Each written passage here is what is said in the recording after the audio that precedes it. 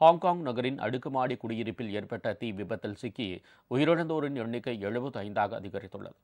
ஹாங்காங்கின் new டெரிட்டரிஸில் உள்ள டாய்போ பகுதியில் அமைந்திருக்கும் அடுக்குமாடி குடியிருப்பு வளாகத்தில் புதன்கிழமை பயங்கர தீ விபத்து ஏற்பட்டது.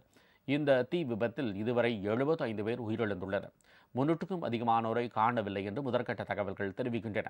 இது கடந்த 30 ஆண்டுகளில் ஹாங்காங் நகரம் கண்ட மிக மோசமான தீ விபத்தாக பார்க்கப்படுகிறது.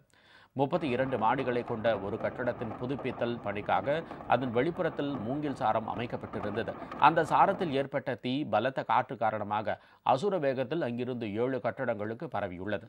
140க்கும் மேற்பட்ட தீயணைப்பு வாகனங்கள், 60 ஆம்புலன்ஸ்கள் சம்பவ இடத்துக்கு விரைந்து வந்து தீயை அணைக்கும் முயற்சியில் ஈடுபட்டன.